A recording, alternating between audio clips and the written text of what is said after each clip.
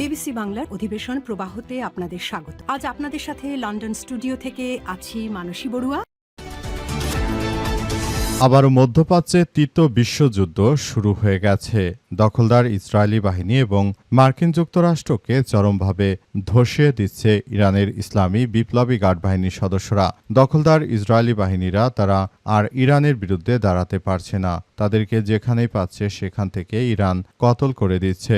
মধ্যপ্রাচ্য জুড়ে ইহুদিবাদী ইসরায়েল এবং মার্কিন যুক্তরাষ্ট্র ইরানের বিরুদ্ধে এই আক্রমণ শুরু করার পর থেকে সবথেকে ভয়ানকভাবে ফেঁসে গেছে এই দখলদার ইসরায়েলি বাহিনী। তারা শুরু থেকে যে ধরনের কার্যক্রম শুরু করেছিল এর জন্য তারা চরমভাবে ফেঁসে গেছে। পরিস্থিতি খুবই জটিল আকার ধারণ করেছে বলে জানা গেছে। আর এরই মাঝে আমাদের হাতে এসে পৌঁছেছে এই যুদ্ধের সর্বশেষ গুরুত্বপূর্ণ সবথেকে তাজা আপডেট সংবাদ আপনাদের জানিয়ে দিব। প্রথমেই জানাবো, যুদ্ধবিরতির মধ্যে ইরানের 6 বিমানবন্দরে ফ্লাইট চলাচল শুরু। ইরানের রাষ্ট্রীয় সংবাদ সংস্থা ইরনা জানিয়েছে দেশটির 6টি বিমানবন্দর পুনরায় ফ্লাইট চলাচল শুরু করেছে। এগুলো হলো মেহেরাবাদ, মাশহাদ, শিরাজ, জাহেদান, গোরগান এবং উর্মিয়া। এরপর জানাবো, ওপেক ছাড়ল আমিরাত, সৌদির জন্য ধাক্কা, লাভের সম্ভাবনায় ডোনাল্ড ট্রাম্প। বিশ্বের শীর্ষ তেল উৎপাদনকারী জোট ওপেক ও ওপেক প্লাস থেকে সরে দাঁড়ানোর ঘোষণা দিয়েছে সংযুক্ত আরব আমিরাত। এই সিদ্ধান্তের কথা জানায় দেশটি, যা জোটটির অন্যতম নেতৃত্বদানকারী দেশ। সৌদি আরবের জন্য অত্যন্ত বড় ধাক্কা। আন্তর্জাতিক সংবাদ মাধ্যম আল জাজিরা জানিয়েছে বৈশ্বিক অস্থিরতা ও ইরানকে ঘিরে উত্তেজনার মধ্যে সিদ্ধান্তের খবর সামনে এসেছে। এমন পরিস্থিতিতে আমিরাতের সরে দাঁড়ানো ওপেক জোটের অভ্যন্তরীণ ঐক্য ও স্থিতিশীলতায় প্রভাব ফেলতে পারে বলে আশঙ্কা করা হচ্ছে। এদিকে যুক্তরাষ্ট্র আর অন্য দেশের উপর হুকুম চালানোর মতো অবস্থায় নেই বলল ইরান। স্বাধীন দেশগুলো কি করতে হবে না সেগুলো তারা ডিসাইড করবে। বিষয়ে যুক্তরাষ্ট্র আর হুকুম দেওয়ার অবস্থানে নেই বলে দাবি করেছে ইরান। হরমুজ ঘিরে নতুন একটি প্রস্তাব এখন ওয়াশিংটনে পর্যালোচনা করছে। ঠিক সেই সময় তেহরানের পক্ষ থেকে এমন তথ্য জানানো হয়েছে বলে আজ বিশ্ববাসী বিষয়টি জানতে পেরেছে। এবারে জানাবো, হরমুজ প্রণালী অবরোধ, ইরানি জাহাজ জব্দ করল যুক্তরাষ্ট্র। হরমুজ প্রণালী এবং ইরানের বন্দরগুলোতে যুক্তরাষ্ট্রের চলমান অবরোধের অংশ হিসেবে আজ আবার ইরানের পতাকাবাহী একটি তেলের ট্যাঙ্কার জব্দ করেছে মার্কিন নৌবাহিনী। মার্কিন সেন্ট্রাল কমান্ড বা সেন্টকম বলছে তাদের guided missile destroyer USS Rafael Peralta অভিযান চালিয়ে এমটি স্ট্রিম নামের ওই ট্যাঙ্কারটি থামিয়ে দেওয়া হয়েছে। এবং সর্বশেষ জানাবো, রাজধানীর নিউ মার্কেট এলাকায় গুলি করে এক যুবককে হত্যা।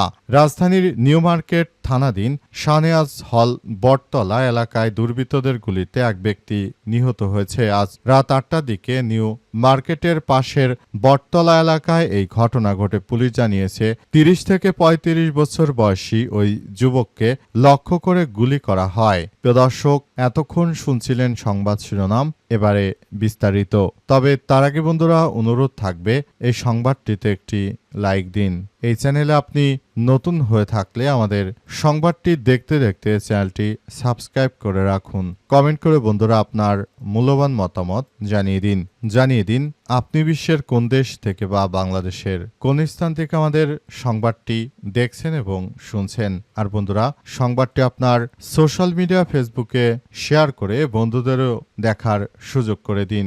গাজা যুদ্ধে আপনি যদি নিরীহ ফিলিস্তিনিদের ভালোবেসে থাকেন বন্ধুরা, কমেন্টে ইয়েস লিখে পুরো বিশ্বকে আমাদের এই সংবাদটি দেখার সুযোগ করে দিন। এবারে বিস্তারিত। যুদ্ধবিরতির মধ্যে ইরানের 6 বিমানবন্দরে ফ্লাইট চলাচল শুরু। ইরানের রাষ্ট্রীয় সংবাদ সংস্থা ইরনা জানিয়েছে দেশটির 6টি বিমানবন্দর পুনরায় চালু করা হয়েছে, চলাচল শুরু করেছে। এগুলো হলো মেহেরাবাদ, মাশহাদ, শিরাজ, শাহেদান, গোরগান এবং উর্মিয়া। সংস্থাটি Iranian airport and air navigation কোম্পানির একটি প্রতিবেদনে বরাত দিয়ে জানিয়েছে যে কেরমান, আয়তুল্লাহ হাশেমি, রাফসান জামি এবং ইয়াজত ও বীরজান্দ বিমানবন্দর থেকে ফ্লাইট চলাচল পরবর্তী পর্যায়ে শুরু হবে। ইনা আরও জানিয়েছেন যে ইরানের আকাশপথে নিরাপদ পরিস্থিতি নিশ্চিত হওয়ায় ধীরে ধীরে অভ্যন্তরীণ ফ্লাইটগুলো আমরা চালু করছি বলে সেখানে নিশ্চিত করা হয়েছে। এছাড়া আরও জানা গেল যে পুরো পরিস্থিতি তারা সম্পূর্ণ নিয়ন্ত্রণ করছে এবং আগামীতে এয়ার অ্যাভিয়েশন কোম্পানিগুলো যথাযথভাবে যেন তাদের দায়িত্ব পালন করতে পারে তারা সেই ব্যবস্থাগুলো যথাযথ কর্তৃপক্ষকে নেওয়ার জন্য উদাত্ত আহ্বান জানিয়েছে এবং তারা আরও জানিয়েছে যে যে কোনো পরিস্থিতিতে যে কোনো মূল্যে এই যুদ্ধ শেষ করে তারপর আমরা একটি ভালো অবস্থানের দিকে যাব বলে এমন কথা শোনা যাচ্ছে। পরিস্থিতি যতই জটিল আকার ধারণ করুক না কেন দখলদার ইসরায়েলি বাহিনী এবং মার্কিন যুক্তরাষ্ট্রকে কোনোভাবে ছাড় দেবে না ইরানের ইসলামী বিপ্লবী গার্ড বাহিনীর সদস্যরা। এই জন্য ইসলামী বিপ্লবী গার্ড বাহিনীর সদস্যরা তারা কখনোই দখলদার ইসরায়েলি বাহিনীকে ছাড় দিচ্ছে না। তারা পুরোদমে যুদ্ধ চালিয়ে যাচ্ছে এবং এই যুদ্ধের মধ্য দিয়ে আসলে ভবিষ্যতের দিকে আমাদের সবাইকে এগিয়ে যেতে হবে। এই পরিস্থিতি অত্যন্ত জটিল আকার ধারণ করেছে। ওপেক ছাড়ল আমিরাত সৌদির জন্য ধাক্কা লাভের সম্ভাবনায় ট্রাম্প। বিশ্বের শীর্ষ তেল উৎপাদনকারী জোট ওপেক ও ওপেক প্লাস থেকে সরে দাঁড়ানোর ঘোষণা দিয়েছে সংযুক্ত আরব আমিরাত। আজ এই সিদ্ধান্তের কথা জানায় দেশটি, যা জোটটির অন্যতম নেতৃত্বদানকারী দেশ সৌদি আরবের জন্য বড় ধাক্কা হিসেবে দেখা হচ্ছে। আন্তর্জাতিক সংবাদ মাধ্যম আল জাজিরা জানিয়েছে বৈশ্বিক অস্থিরতা ও ইরানকে ঘিরে উত্তেজনার মধ্যেই এই সিদ্ধান্ত এসেছে বলে জানা গেছে এবং এই সিদ্ধান্তের ফলে আসলে পুরো পরিস্থিতি খুবই একটি সংকটময় পরিস্থিতির দিকে পড়তে পারে। এই সংকটময় বিশ্বের বুকে এই মুহূর্তে আবার যদি এটি হয়ে থাকে তাহলে এর জন্য সবাইকে আরও বড় ধরনের মূল্য দিতে হবে, কারণ বৈশ্বিক বাজারে ওপেকের ভূমিকা অনেক। তারা বিশ্ববাজার অর্থাৎ জ্বালানি সবকিছু নিয়ন্ত্রণ করে থাকে। সেখান থেকে যদি সংযুক্ত আরব আমিরাত সরে যায় তাহলে এই ক্ষেত্রে সবার জন্য বড় একটি ধাক্কা এসে দেবে বলে এমন কথা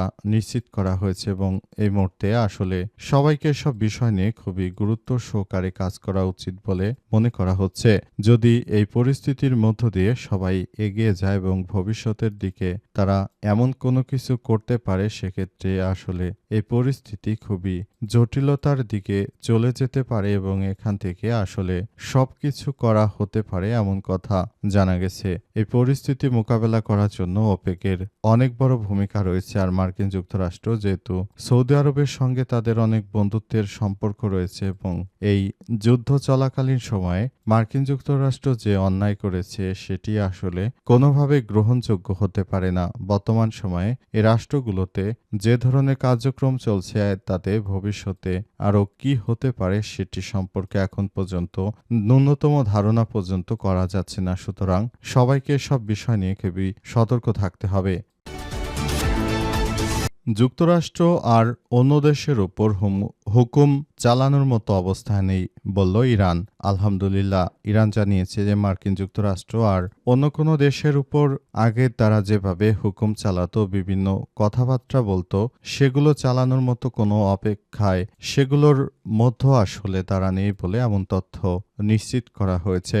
আরও বলা হয়েছে যে এই পরিস্থিতির মধ্য দিয়ে যেতে হচ্ছে যুক্তরাষ্ট্রকে এবং যুক্তরাষ্ট্র শুরু থেকে চরমভাবে ধসে পড়েছে। তাদের অর্থনৈতিক অবস্থা খুবই মন্দার দিকে চলে যাচ্ছে বলে ইরানের পক্ষ থেকে নিশ্চিত করা হয়েছে। আরও বলা হয়েছে যে ভবিষ্যতে মার্কিন যুক্তরাষ্ট্র তারা কোনো কিছুই করতে পারবে না। তারা শুধু এখন কাগজে বাঘের মতো তর্জন গর্জন করছে, প্রকৃতপক্ষে তারা কোনো কিছুই করতে পারছে না। তারা শুধু ইরানকে ভয় দেখাতে চাইতো, কিন্তু ইরান এবার তাদেরকে এমন শিক্ষা দিয়েছে যে ভবিষ্যতে ভয় দেখানো তো থাক দূরের কথা, তারা নিজেরাই এবার ভয় পেতে শুরু করেছে। তাদেরকে চরমভাবে ধসিয়ে দিচ্ছে ইরানের ইসলামী বিপ্লবী গার্ড বাহিনীর সদস্যরা। পরিস্থিতি যতই খারাপ আকার ধারণ করুক না কেন দখলদার ইসরায়েলি বাহিনীকে চরমভাবে ধসিয়ে দিয়েছে ইরানের ইসলামী বিপ্লবী গার্ড বাহিনীর সদস্যরা। তাই তারা আর ঘুরে দাঁড়াতে পারছে না। তাদের অবস্থা খুবই শোচনীয় পর্যায়ে চলে গেছে বলে এমন তথ্যই জানা যাচ্ছে। বর্তমান সময়ে আরও বলা হচ্ছে যে এই পরিস্থিতির মধ্য দিয়ে আমাদের সবাইকে আসলে এগিয়ে যেতে হবে এবং সবাইকে এ বিষয়গুলো নিশ্চিত করার মধ্য দিয়ে কার্যক্রম চালিয়ে যেতে হবে, যাতে করে মার্কিন যুক্তরাষ্ট্র আর কখনোই ইরানের বিরুদ্ধে এই সন্ত্রাসী কার্যক্রম তারা চালাতে না পারে। সেসব বিষয় নিয়ে ইরানের ইসলামী বিপ্লবী গার্ড বাহিনীর সদস্যরা তারা পুরোপুরি সক্রিয় অবস্থানে রয়েছে। হরমুজ প্রণালী অবরোধ, ইরানি জাহাজ জব্দ করল যুক্তরাষ্ট্র। হরমুজ প্রণালী এবং ইরানের বন্দরগুলোতে যুক্তরাষ্ট্রের চলমান অবরোধের অংশ হিসেবে ইরানের পতাকাবাহী একটি তেলের ট্যাঙ্কার জব্দ করেছে মার্কিন নৌবাহিনী। মার্কিন সেন্ট্রাল কমান্ড বা সেন্টকম বলছে তাদের গাইডেড মিসাইল ডেস্ট্রয়ার এবং ইউএসএস রাফায়েল পেরাল্টা অভিযান চালিয়েছে। এমটি স্টিম নামের ওই ট্যাঙ্কারটি থামিয়ে দিয়েছে। মার্কিন সেন্ট্রাল কমের পক্ষ থেকে আরও দাবি করা হয়েছে যে তারা ইরানের উপর যে নৌ অবরোধ চাপিয়ে দিয়েছে এটি তারা অব্যাহত রাখবে এবং তারা চায় যে আগামীতে এই নৌ অবরোধ আরও বড়ভাবে কার্যকর রাখতে এবং তারা নৌ অবরোধ দিয়ে ইরানের অর্থনৈতিক অবস্থা তারা ধ্বংসস্তূপে পরিণত করতে চায়, এমন একটি ষড়যন্ত্র করতে চায় তারা। এই ষড়যন্ত্রের হাত থেকে ইরান বাঁচার জন্য তারাও বিভিন্ন ফন্দি ফিকির এঁটেছে। তারাও অল্প দামি কিছু ট্যাঙ্কার কিনে পুরানো ট্যাঙ্কারে বিশ্বের বিভিন্ন দেশে জ্বালানি তেল সরবরাহ করার জন্য তারা আগে থাকতে এইগুলো আসলে সারা পৃথিবীর বুকে পাঠিয়ে দিয়েছিল এবং এই পরিস্থিতির মধ্য দিয়ে আসলে পুরো পরিস্থিতি খুবই থমথমে অবস্থায় বিরাজ করে। মার্কিন যুক্তরাষ্ট্র এবং দখলদার ইসরায়েলি বাহিনীর সম্মিলিতভাবে ইরানের বিরুদ্ধে এই আক্রমণ চালিয়েও শেষ পর্যন্ত তারা ইরানের কোনো কিছুই করতে পারেনি। সুতরাং তারা নিজেরাই ধরাশায়ী হয়েছে এবং তারা নতুন করে নিজেরাই এই কার্যক্রমের মধ্যে ফেঁসে গিয়েছে বলে এমন তথ্য জানা গেছে এবং এই পরিস্থিতির মধ্যে জায়নবাদী দখলদার ইসরায়েলি বাহিনীকে চরমভাবে ধসিয়ে দিয়েছে ইরানের ইসলামী বিপ্লবী গার্ড বাহিনীর সদস্যরা। তারা এখন কোনোভাবে চাইলেও ইরানের হাত থেকে বাঁচতে পারছে না, কারণ ইরানের শক্তিশালী বাহিনী তারা শুধু দেশের জন্য নয় বরং নিজের ধর্মের জন্য লড়াই অব্যাহত রেখেছে।